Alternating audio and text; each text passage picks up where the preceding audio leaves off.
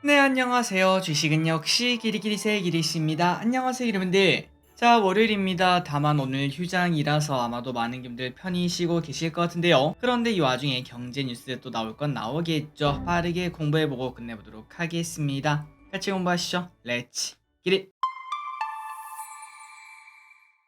일단 첫 번째로 월요일 우리나라는 휴장이지만 그런데 다른 나라는 현재 증시가 개장된 걸 확인할 수 있습니다. 그래서 분위기가 어떤지 보자면은 니케이는 1% 상승으로 좋은 상승을 하는 걸 확인할 수 있죠. 그리고 중국은 살짝 보합권이지만 어쨌든 큰 하락폭이 나오거나 그런 건 아닌 걸 확인할 수 있습니다. 게다가 이 와중에 중요한 건 또 미국일 것 같은데요. 미국 선물은 금요일날 그렇게 상승인데도 불구하고 오늘 또 0.4%나 상승하는 모습을 나타내고 있습니다. 물론 오늘 저녁, 내일 아침까지 어떤 흐름이 나타날지는 조금 더 봐야겠지만 일단 지금까지 봤을 때 내일 우리나라 코스피도 최소한 1% 이상 오르고 시작하겠다라는 생각 충분히 해볼 수 있겠죠. 매우 긍정적인 한 주가 될 수 있을 것 같습니다. 그리고 이번 주 증시 일정을 빠르게 보도록 하겠습니다. 이번 주 목요일엔 진영이라는 기업이 상장, 그리고 금요일에는 나라셀라라는 기업이 상장합니다. 청약하신 기름들 매도하는 거 절대 잊지 마시고요. 그리고 5월 31일 수요일 이때는 MSCI 리밸런싱이 있을 예정이며, 그리고 이번 주 금요일 이게 좀 중요할 것 같습니다. 미국 고용 동향 보고서가 발표될 예정인데 이는 다음 달 13일부터 14일 그때 열리는 FOMC에 영향을 줄 수 있는 지표이기 때문에 금리를 더 올리냐 마냐 이 부분을 결정할 수 있는 그러한 지표이기 때문에 여기에 대한 관심이 꽤나 높을 것 같습니다. 그리고 마지막으로 종량학의 올림픽이라고 할 수 있는 미국 임상 종량학회가 6월 2일부터 6월 6일까지 열린다고 합니다. 바이오 기업들이 어떤 식의 흐름이 나타나는지 한번 보도록 하겠습니다. 자, 이번 주 증시도 여러분들이 원하시는 바 전부 다 이루는 그런 주가 되길 바라고, 그리고 이 와중에 살짝 조정이 오더라도 하지만 뭐 그 조정의 폭이 크진 않겠다라는 생각도 충분히 해볼 수 있겠죠. 6월달 그리고 이왕이면 7월달까지 좋은 증시가 이어졌으면 좋겠습니다. 다음입니다. 이 소식 때문에 오늘 미국 증시가 또 오르고 있다고 하죠. 오늘 오전에 나온 소식입니다. 바이든과 메카시 하원 의장이 합의를 했다고 합니다. 다만 아직까지 의회 통과라는 변수는 남아 있어서 여기서 노이즈는 조금 나올 수 있으니까 참고하시면 좋을 것 같아요. 그래서 메카시는 이렇게 합의를 하면서 뭘 가져갔나 봤더니 24년 회계연도 지출을 동결하고 25년은 예산을 1%만 증액하기로 했다고 하니까 이 부분은 참고하시면 될 것 같고,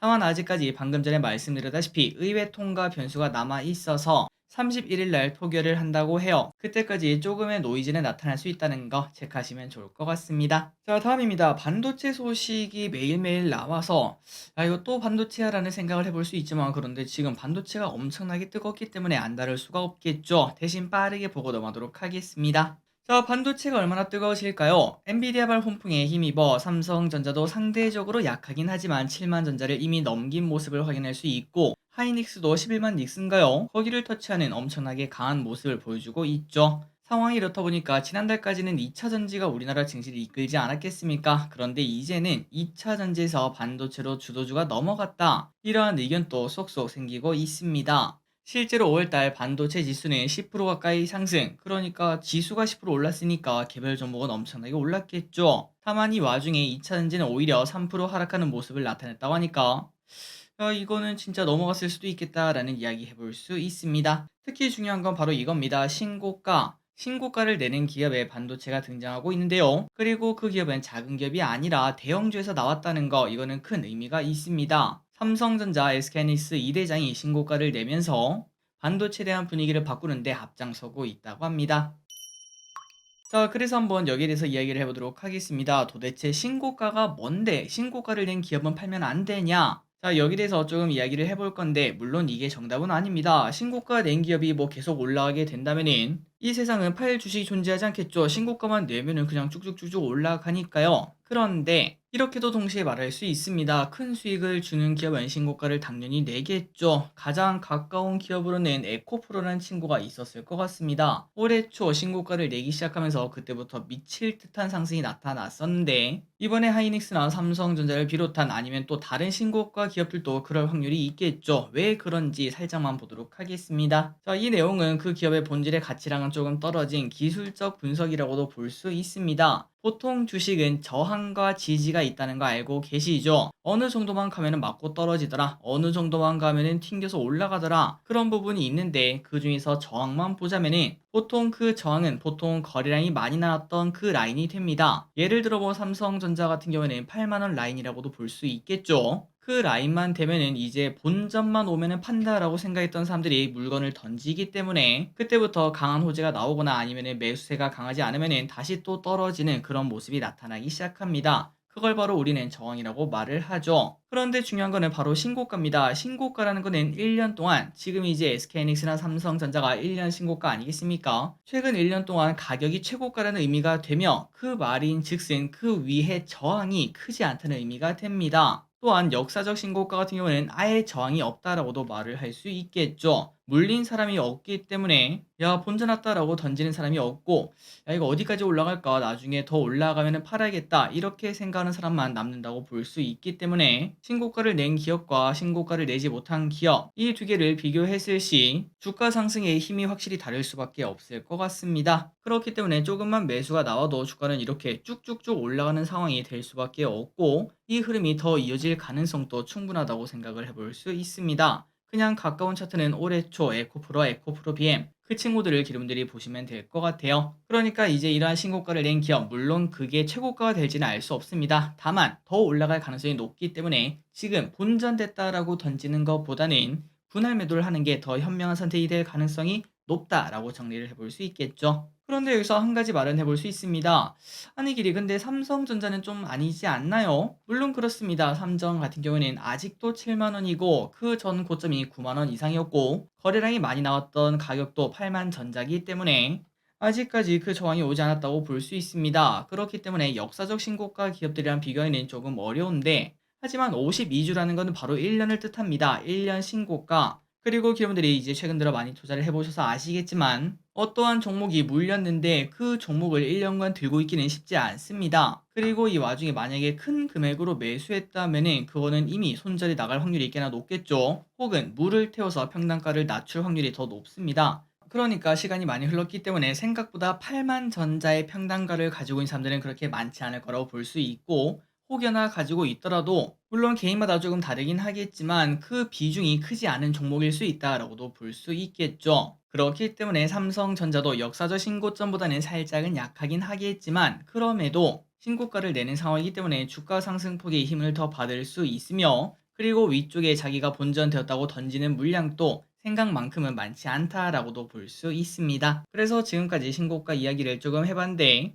하지만 여기서 잊지 말아야 될 거는 바로 이거겠죠. 아무리 신고가를 낸다고 하더라도 그 기업 자체가 완전 매력이 없다면은 더 이상 주가가 오를 리가 만무합니다. 그렇기 때문에 그 기업의 본질 가치에 더 집중을 해야 된다는 거 잊지 마시고 만약에 기업을 딱 공부를 해봤는데 야 삼전 하이닉스 목표가가 한 8만 원은 되는 것 같다. 하이닉스는 뭐 13만 원 되는 것 같다. 그런 생각을 하신다면은 신고가를 내고 있을 때는 조금 더 용기 내서 가져보자. 이 정도로만 받아들이시면 될 것 같아요. 자, 그리고 다음 소식을 보도록 하겠습니다. 갑자기 중국에서 항구가 우리 반도체 협력할까라는 이야기를 하고 있다고 한데요.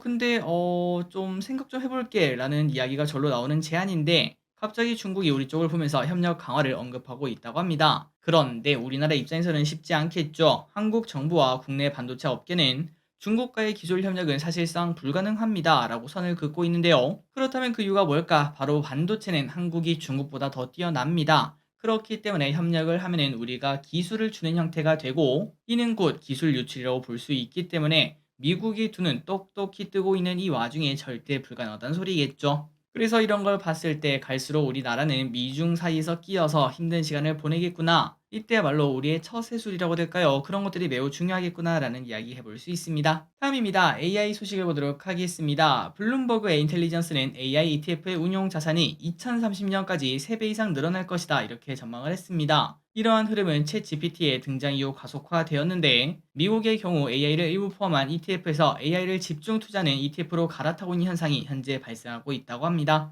이 흐름 우리나라에도 올 수 있기 때문에 올해 초에 많이 올랐던 AI 그리고 지금 많이 조정받은 AI 그 친구들 중에서 또 진짜가 뭔지 공부를 할 필요가 미리 있을 거라고 볼 수 있겠죠.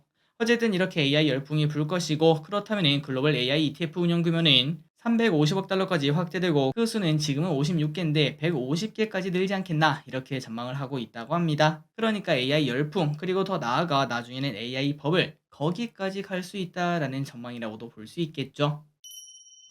다음입니다. 생활에 관련된 이야기를 보도록 할게요. 편의점 구독이 인기. 고물가로 인해 2030 세대에서 편의점 구독 서비스가 인기라고 합니다. 편의점 구독 서비스는 일정 금액을 내면은 특정 상품을 정해진 횟수만큼 20에서 30% 할인된 가격에 구매할 수 있는 건데요. 얼마나 증가했나 봤더니 세븐과 이마트24는 올해 1월부터 5월까지 작년 기간 대비 2배나 증가한 걸 확인할 수 있으며 CU는 152%, GS는 131%나 증가를 했다고 합니다. 그러니까 요즘 먹고 살기가 조금 팍팍한 시대 아니겠습니까? 그리고 고물가 시대까지 겹치고 이런 상황이라고 볼 수 있는데 그런데 이 와중에 조금이라도 아끼려고 하는 그런 마음이 편의점 구독을 인기로 이끌지 않나라고 볼 수 있습니다. 아마도 기론들 중에서도 사용하시는 분들이 많으시겠죠. 마지막입니다. 자, 이번 비, 지금 현재 비가 많이 오고 있는데 이번 비가 그치면은 덥다라고 예상을 해볼 수 있겠죠. 그렇다면 이제 에어컨을 켤 수밖에 없는데 전기요금 이야기 조금만 해보도록 하겠습니다. 자, 일단 지금 현재 전기요금은 300kWh까지는 120원, 그리고 301부터 450까지는 214원, 그 이후로는 307원으로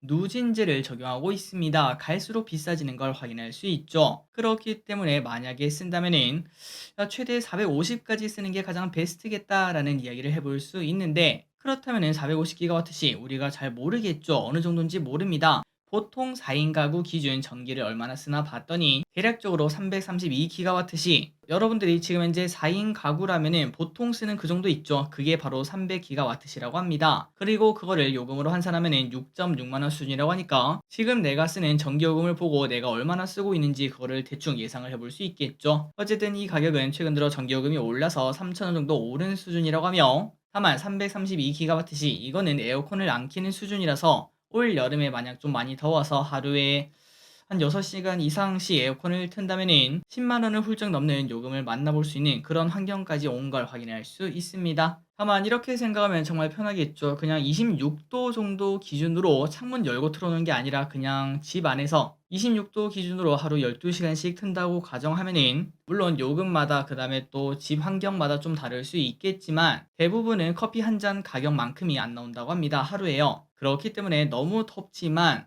요금 때문에 걱정하시면서 에어컨을 틀지 않는 것보다는 그냥 밖에서 야 너무 덥다 아이스 아메리카노 하나 사 먹어야겠다 이 돈이랑 그냥 하루 에어컨 트는 거랑 금액이 비슷하기 때문에 진짜 너무 더울 때는 고민하지 말고 그냥 트는 게 가장 좋다고 볼 수 있겠죠. 다만 요즘 나오는 에어컨은 전부 다 인버터 에어컨입니다. 그 말인 즉슨 온도가 떨어지고 나면은 거의 선풍기 2대인가 3대 그 정도 전기요금밖에 안 들어온다고 해요. 그렇기 때문에 껐다 켰다 하지 마시고 그냥 24시간 틀어오는 게 더 싸다는 거 그 부분만 체크하시면 될 것 같습니다.